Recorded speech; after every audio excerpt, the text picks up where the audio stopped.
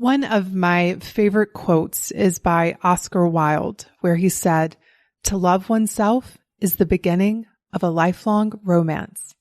In this episode, I'm going to share with you how to have a love affair with yourself. Bonjour, and welcome to the French Kiss Live podcast, where personal development meets style. I'm Tanya Lee, certified master life coach and the hostess of this party where we explore how to live artfully and well. Each week, I'll be sharing inspiring stories, practical tips, and timeless wisdom on how to elevate the quality of your everyday and celebrate along the way. Let's dive into today's episode. Well, hello, my beautiful friends. A little warning before I start this podcast. I just had the best workout and my endorphins are flowing. So if I seem overly energetic, it's because I am right now. But I thought this would be the perfect time to talk about how to have a love affair with yourself. And it's perfect because I feel like this is what I'm doing in my life right now. I am just so happy and so in love with myself. Now, some of you may hear that and think, well, that sounds very arrogant. Like we don't usually walk around saying that we're in love with ourselves, but it's a feeling that I have for myself. And let me just assure you, I haven't always felt like this. I do remember the times in my life where I was my own worst enemy and where I wasn't in love with myself. And I've done a lot of work to be the kind of woman who loves herself. But I feel like I've taken it to a whole different level these days. I did a podcast this year called How to Enjoy Your Own Company.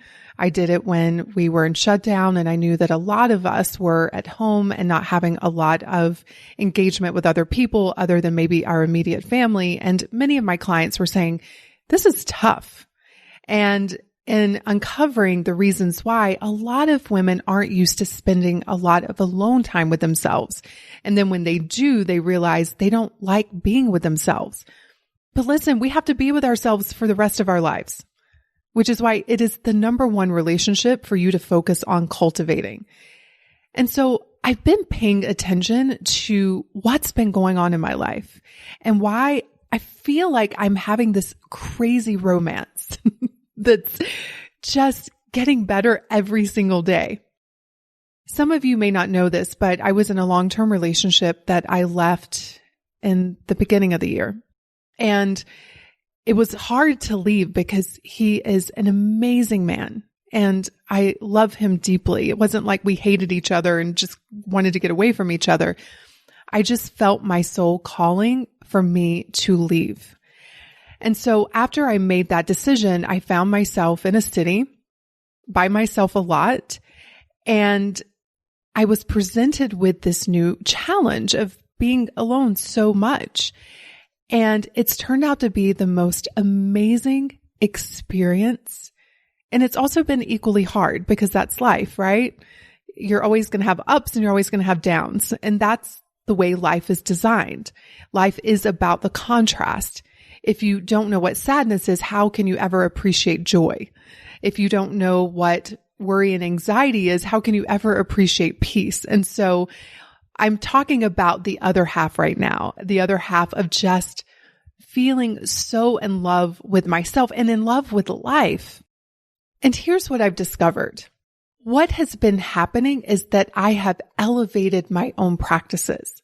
I tell my clients all of the time, I'm doing this work right alongside you and I keep evolving. And this has been a year probably of the most growth that I've ever had.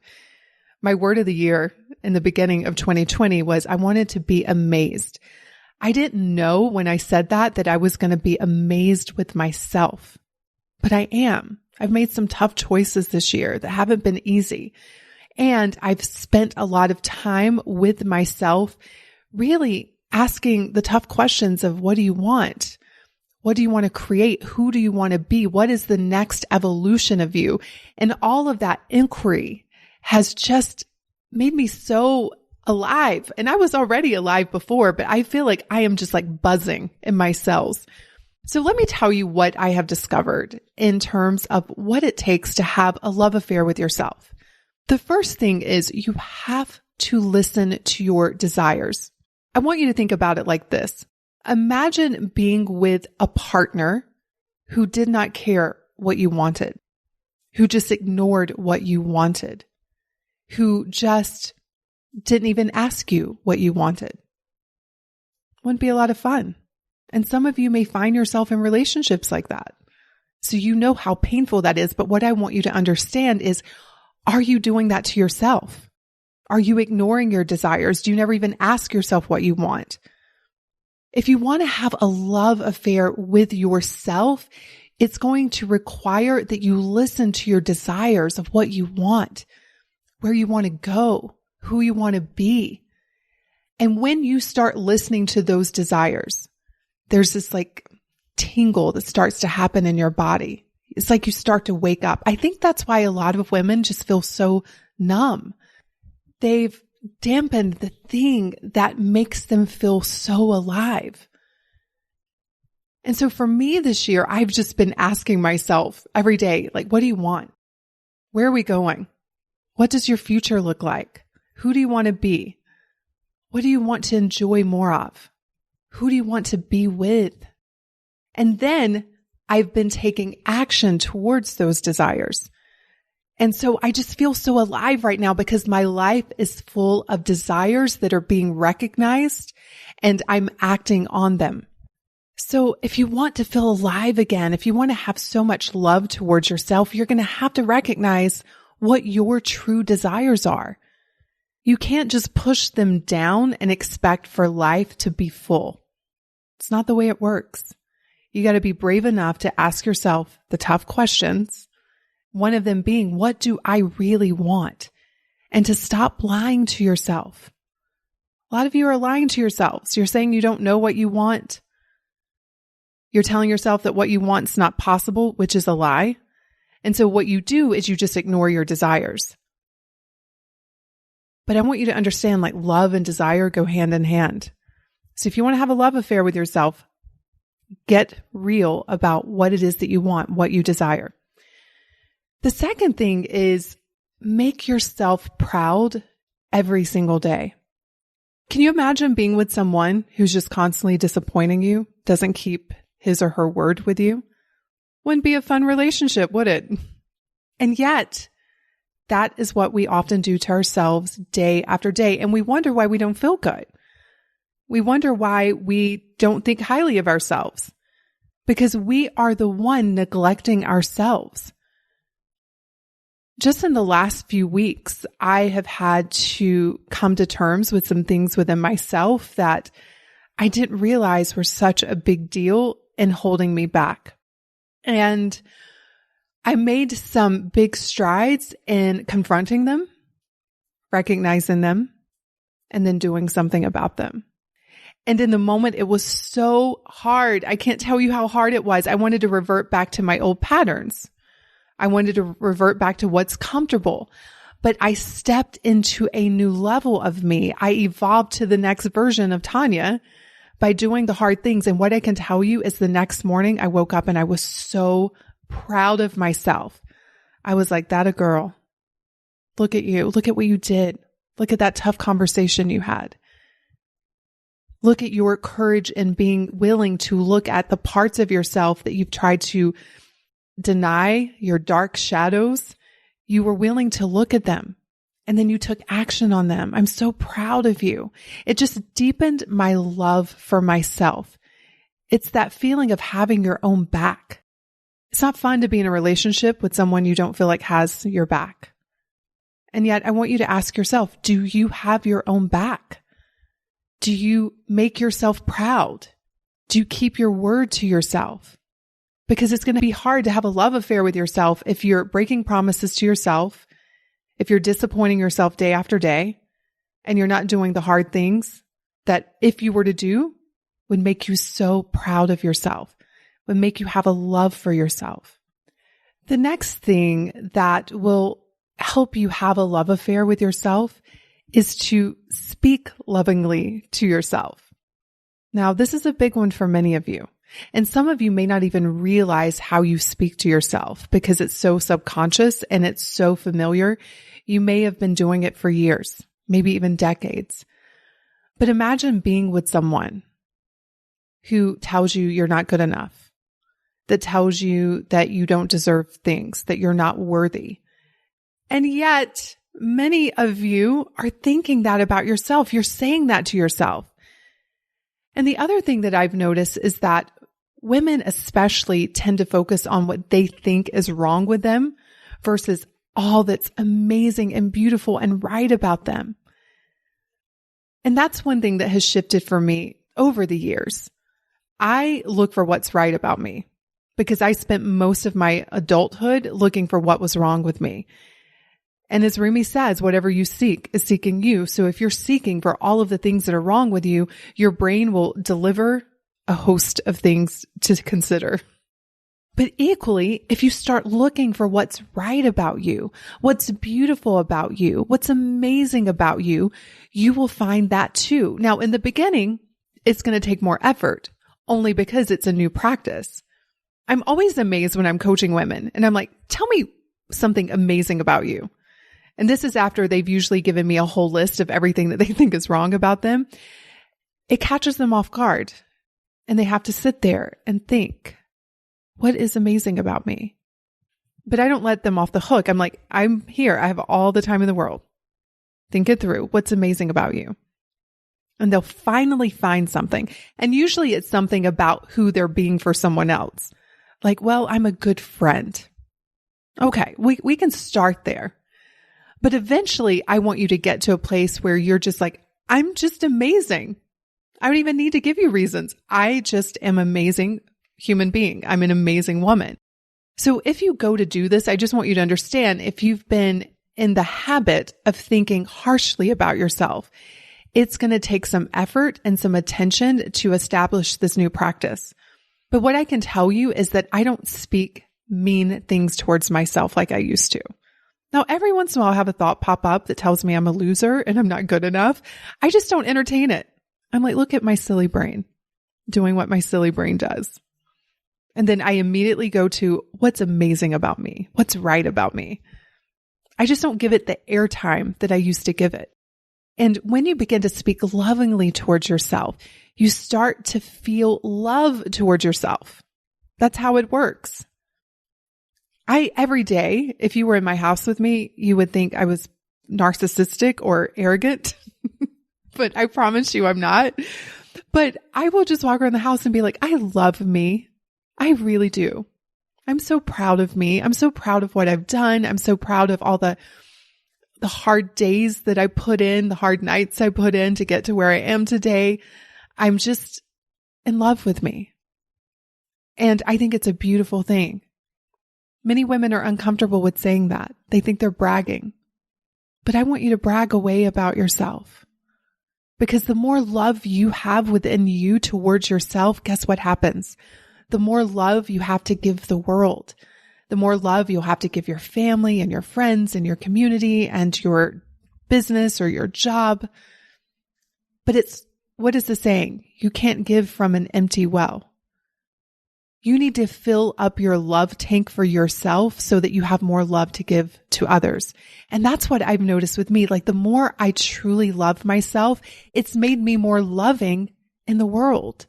I really do believe that the most amazing gift that I can give the world is to love myself madly. Because when I do, I can love others madly. I have more compassion. I have more empathy. I just have more love to give. Those years that I wasn't loving myself, guess what I was presenting to the world? Not a lot of love, my friends. But now, as is it Led Zeppelin song says, whole lot of love? I got a lot of it because I'm giving it to myself. The other thing that I've been doing, and I've been doing this for a while, but I feel like I've elevated my practices, as I said earlier. But treating myself well. Like when you love someone, you want to treat them well. Imagine being with someone who doesn't treat you well, who ignores you, doesn't give you good food, who doesn't take you on dates, who doesn't buy you flowers, who doesn't do all the loving things for you. It's not a good relationship. But how are you treating yourself? Are you treating yourself well? Do you eat good quality foods? Do you take yourself on walks? I've been taking myself out on dates, just me. I'll go to a little cafe and I will sit there and I will journal and I'll just spend time with me, talking lovingly to myself, exploring my desires, making decisions about how I'm going to make myself proud, just loving on myself. Every week I have flowers delivered from me to me. I eat delicious foods that feel good in my body. I love to take time out in the evenings for a beautiful bedtime ritual of taking good care of my skin. Sometimes, not sometimes, almost all times, taking a nice warm bubble bath. I treat myself well because when you love something, you treat it well. Now, a lot of you think that you don't love yourself and you have a lot of evidence to prove it. And so you want to love yourself to treat yourself well, but I want you to treat yourself well to prove to yourself that you're a woman who loves herself. And at the same time, I want you to be speaking lovingly to yourself. I want you to be doing all of these things at one time because it all adds up. And one day you're going to be where I am right now and you're going to be thinking, oh my God, I am having a love affair with myself. It's so fun, but it takes work. If you think about the people you love the most and how much effort you put into those relationships, you're going to see that love requires effort. It requires a display of your love. And I want you to be displaying that love to yourself. And then the final thing that I do, and I've been doing this for many, many years, but it's just something that I do for me, is dressing up every single day. And I do it just for me. I don't do it for anyone else. In fact, many days no one sees me because I'm in my office, I'm working, I'm in my home doing the home things. No one even sees me, but I see me and I matter and you matter. I want you to matter to yourself. But think about this. Imagine being married to someone and all he does is sit around in his boxers all day, every day. How would you feel about that? Now, he may enjoy it. I don't know. But you'd be like, dude, get up and get dressed. Show some self-respect. And yet, some of you don't do that for yourself. The number of times I've heard women say to me that they don't want to dress up. They don't want to invest in clothes because of their body. When I lose weight, then I'll dress up. It makes me want to scream at them because I'm like, the woman you are today in the body you have today is worthy of feeling amazing. Don't abuse yourself by neglecting yourself. Stop putting your life on hold until one day when you've lost weight or you feel beautiful. You get to start doing that work today. Or the number of times women will say to me, it just doesn't matter. Style doesn't matter. I'm like, really? Do you think your house matters? And they'll say, oh yeah, of course that matters. But what you wear every single day doesn't matter to you? The way you're presenting yourself to the world and more importantly to yourself doesn't matter? Let me tell you why it matters. Because you matter to yourself. And so for me, dressing up is something that I get to do to delight in myself. It's something that I have an opportunity to do so that when I look at my reflection in the mirror passing by throughout the day, it symbolizes a woman that respects herself, that loves herself, that thinks she matters. It's so funny because I just saw a friend of mine who is recently in love and I could instantly see it because of the way she was dressed. She had on this cute outfit. She was beaming. She was just radiating. And I thought about it, like how love can cause us to do things that we don't normally do. But I think we can do those things to evoke that feeling of love within ourselves. I want every woman, and even if you're a man listening to this, I want every man to have a love affair with themselves. I just feel like it makes us such better humans. It doesn't take from the world. If anything, it adds so much love and joy to the world. And here's the other thing that I've noticed. There is this thing called the emotional scale, where anger, terror, resentment, all of these are like low vibe emotions. And then there's joy, peace, love, ecstasy, right? On the upper end. And everything is responding to your energy. And the thing that I've noticed as I'm feeling this love affair with myself is that I've attracted more things to love. My life is overflowing right now with love. The people that have come into my life, the opportunities that have presented themselves, the amazing, loving clients that I have attracted into the School of Self-Image. It's just mind-blowing. And I tell you, it's because I'm in such a state of love. My love overfloweth. And people can feel it. They can sense it. And if they're vibrating on a different level, then chances are they'll leave. And that's okay too. You can let people go with love. Nothing wrong with that. But my work right now in the world is to stay in my own state of love. And when I get thrown out of it, because I probably will, because I'm human, I just want to come right back into it. Because that is the journey. The journey is to notice when you're out of love with yourself so that you can get back in love with yourself. And so that's how to have a love affair with yourself. Have a beautiful week, everyone.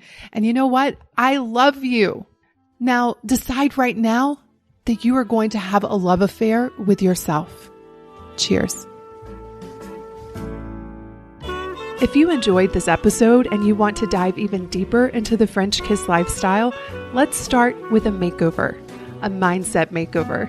You can download my free training, The 3 Mindset Makeovers Every Woman Needs, by visiting FrenchKissLife.com/mindset. Because after all, mindset is the new black.